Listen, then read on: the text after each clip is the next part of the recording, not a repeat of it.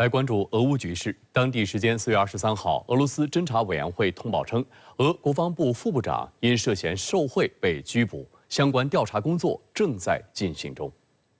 俄罗斯总统新闻秘书佩斯科夫表示，俄总统普京已得到相关情况报告，俄国防部长绍伊古也被提前告知拘捕一事。另据塔斯社报道，伊万诺夫可能涉嫌收受贿赂至少100万卢布，将面临最高15年监禁。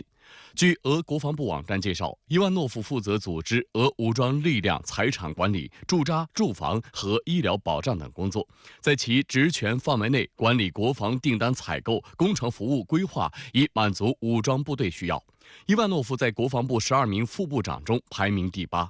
资料显示，伊万诺夫于1975年出生于莫斯科，1997年毕业于莫斯科大学。伊万诺夫1999年至2012年在国家燃料和能源综合体企业工作，2012年被任命为莫斯科州政府副主席。2013年，他担任国防建筑公司负责人。2016年5月，伊万诺夫被任命为国防部副部长。同一天，俄罗斯国防部发布战报称，俄军首次在特别军事行动区域摧毁了美制霍克防空导弹系统。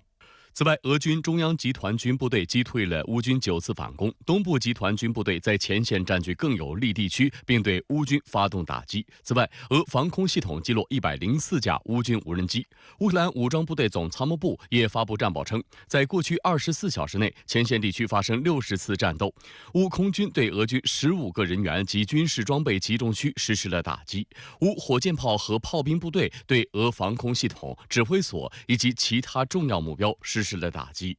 据今日俄罗斯网站22号报道，俄罗斯军方当天对乌克兰第2大城市哈尔科夫的一座电视塔实施了高精度打击。根据网络视频，这座电视塔被俄军火力击中后倒塌在附近的树林中。俄新社称，这座电视塔高度超过240米，是哈尔科夫最高的建筑。乌军曾在上面安装了防空通信天线等各种设备。不过，在空袭警报响起后，电视塔的员工按照程序躲避至避难所内，袭击未造成人员伤亡。外界注意到，为报复乌军无人机对俄石油基础设施的袭击，俄罗斯本月增加了对乌克兰各地的导弹打击，主要瞄准的就是发电站和通讯塔。乌克兰总统泽连斯基当天证实该电视塔遭到袭击，并在第一时间将此消息告诉了美国总统拜登。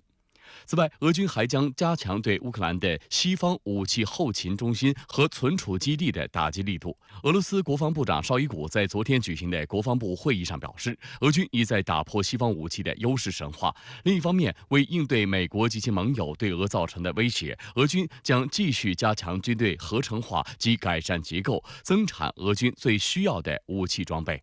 自俄乌冲突升级以来，以美国为首的西方阵营持续向乌克兰提供大量武器装备，包括主战坦克、装甲车、火炮、火箭炮以及导弹。数日前，美国国会众议院通过了总金额高达950亿美元的对外援助方案，其中608亿美元用于援助乌克兰。美国总统拜登日前在与乌克兰总统泽连斯基通话中表示，军援将很快进行，并加强乌防空以及火炮能力。当地时间23号，英国首相苏纳克与北约秘书长斯图尔滕贝格到访波兰。苏纳克在华沙第1装甲旅总部举行的新闻发布会上称，英国国防开支将进入战争状态。英国多家媒体报道称，苏纳克将在此次访问中宣布为乌克兰提供有史以来最大的一揽子军事援助。同一天，乌克兰总统泽连斯基在社交媒体上称，他同苏纳克进行了通话。苏纳克向其介绍了英国有史以来最大的军事援助计划，表示将向乌提供5亿英镑军事援助，还包括风暴之影导弹、数百辆装甲车和船只等。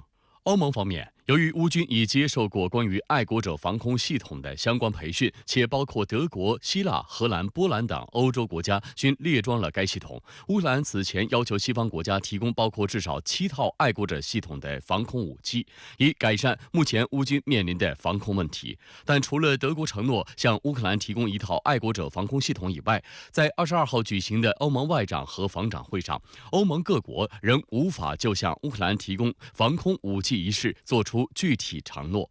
尽管没有达成一致，欧盟外交与安全政策高级代表博雷利仍表示，欧盟各国对继续向乌克兰提供更多防空武器的必要性有着共同和明确的理解。泽连斯基一方面大力呼吁西方加强援助乌克兰的力度，但另一方面也释放消息说愿意与俄罗斯谈判。据俄新社4月22号报道，泽连斯基当天在接受法国新闻博主雨果特拉维采访时再次表示，乌克兰可能与俄罗斯就解决冲突问题展开谈判。报道称，泽连斯基在预测乌克兰问题瑞士峰会可能取得的成果时表示，乌方将起草一份解决所有问题的文件，阐述立场，并将找到合适的时机将其交给俄方讨论。瑞士将于6月15号至16号在卢塞恩市附近举办乌克兰问题国际会议，会议应基辅当局的要求举行。俄罗斯不打算参加此次会议，因为会议组织者力推莫斯科无法接受的所谓和平攻势。报道称，乌克兰提出的和平攻势要求恢复乌克兰的领土完整，为该国提供欧洲大西洋安全保障，并设立特别法庭调查俄罗斯。俄罗斯认为这完全脱离了现实。在乌克兰问题上，中方始终秉持客观公正立场，积极劝和促谈，推动政治解决。但美方不忘利用乌克兰问题打压中国。在昨天举行的外交部例行记者会上，有记者提到，有相关报道称，美方指责中俄经贸往来，并考虑对中国金融机构和其他实体实施制裁。发言人汪文斌对此表示，美方一边出台大规模援助乌克兰法案，一边又对中俄正常经贸往来进行无端指责，这种做法极其虚伪，也极其不负责任。中方对此坚决反对。我们奉劝美方，拱火浇油也好，抹黑甩锅也罢，